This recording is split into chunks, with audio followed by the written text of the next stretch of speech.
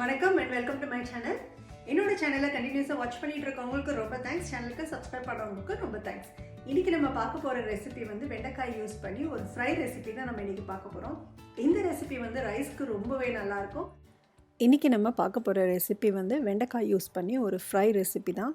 இந்த ரெசிபி புளியோதரை, curd rice, எல்லா rice வெரைட்டிஸ்க்குமே ரொம்ப எக்ஸலண்ட்டான ஒரு காம்பினேஷனாக இருக்கும். வாங்க எப்படி பண்ணுறதுன்னு பார்க்கலாம். இன்றைக்கி நான் 1 kg வெண்டைக்காய் எடுத்திருக்கேன். அதை இன்னும் முதல்ல ரவுண்டாக நம்ம கட் பண்ணி எடுத்துக்கலாம்.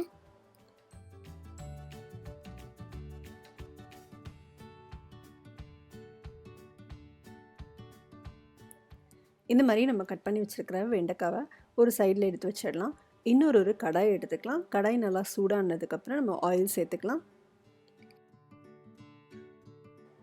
ஃப்ரை பண்ணுற அளவுக்கு ஆயில் எடுத்துக்கோங்க. நான் இன்றைக்கி 1 கப் ஆயில் எடுத்திருக்கேன். ஆயில் நல்லா சூடானதுக்கப்புறம் நம்ம கொஞ்சம் கொஞ்சமாக வெண்டைக்காவை சேர்த்துக்கலாம்.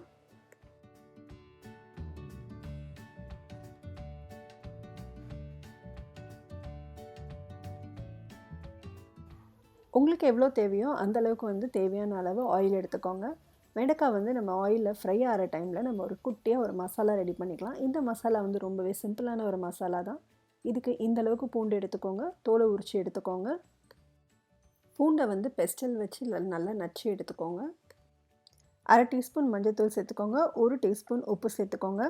1 டீஸ்பூன் குழம்பு மிளகாத்தூளும் 1 டீஸ்பூன் வெறும் மிளகாத்தூளும் சேர்த்துக்கோங்க. உங்கள் காரத்துக்கு ஏற்ற மாதிரி எவ்வளோ வேணுமோ நீங்கள் கலந்துக்கலாம்.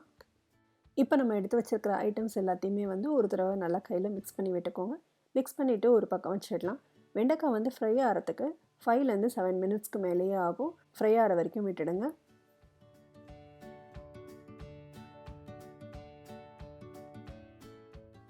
இந்த ஸ்டேஜில் நம்ம அடுப்புலேருந்து இப்போ ரிமூவ் பண்ணிக்கலாம்.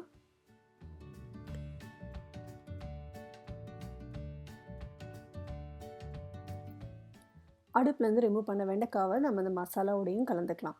கலந்துக்கிட்டு கூடவே உங்களுக்கு வேர்க்கடலை பிடிச்சிருந்தது அப்படின்னா வேர்க்கடலை தோலோடையும் நம்ம போடலாம். தோலோடு போடுறது இன்னும் நல்லா டேஸ்ட்டாக இருக்கும். நான் இன்றைக்கி தோல் இல்லாததான் சேர்த்துருக்கேன்.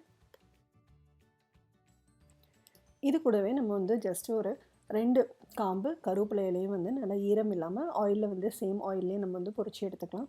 பொரிச்சு எடுத்துக்கிட்டு ஆல்ரெடி நம்ம மசாலாவும் வெண்டைக்காவும் கலந்து வச்சுருக்கோம் இல்லையா, அதோடையே நம்ம கலந்துக்கலாம். கலந்துக்கிட்டு ஒரு தடவை நல்லா ஃப்ளிப் பண்ணி விட்டுக்கோங்க. அவ்வளோதான், நம்மளோட வெண்டைக்காய் ஃப்ரை ரெடி.